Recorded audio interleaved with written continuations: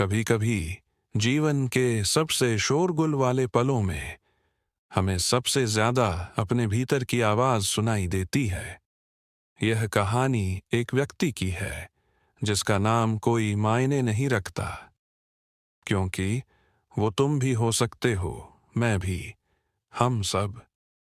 वो जीवन की भागदौड़ में सफल था। नाम, पैसा, रिश्ते, सब कुछ था उसके पास।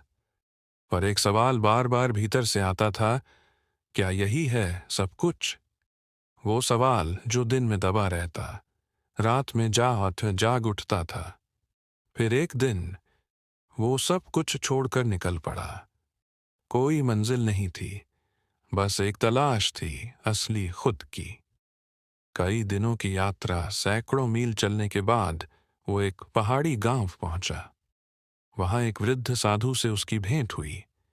वो साधु मुस्कुराया और बोला, तू जो खोज रहा है वह बाहर नहीं, तेरे भीतर है।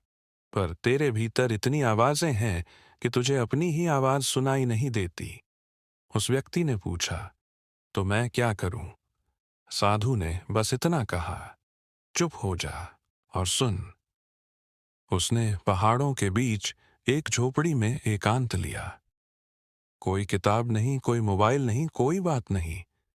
पहले दिन मन भागा, दूसरे दिन यादें आईं, तीसरे दिन पछतावे, चौथे दिन डर, और पांचवें दिन एक अजीब सी शांति।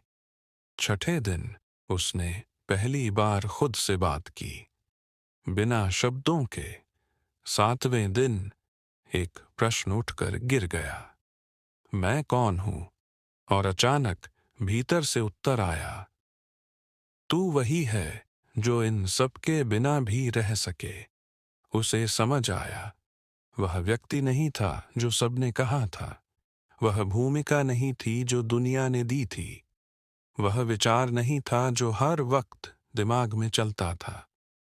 वह बस एक जागरूकता था, एक शांत, अडोल, मौन साक्षी। और जब वो समझ आया तो कोई चमत्कार नहीं हुआ। जैसे किसी ने भीतर से वर्षों पुराना बोझ हटा दिया हो। उस दिन उसने लौटने का निर्णय लिया। पर अब वो वही व्यक्ति नहीं था। वो बदला नहीं था। वो अब बस वास्तविक था। हम सब बाहर बहुत कुछ खोजते हैं, भगवान, शांति, सुख। पर जो सबसे अनमोल है वो कभी खोया ही नहीं था। वो बस सुना नहीं गया। जब भीतर शांति होती है तभी बाहर का शोर अर्थहीन हो जाता है। यही है आत्मा की यात्रा, स्वयं से स्वयं तक।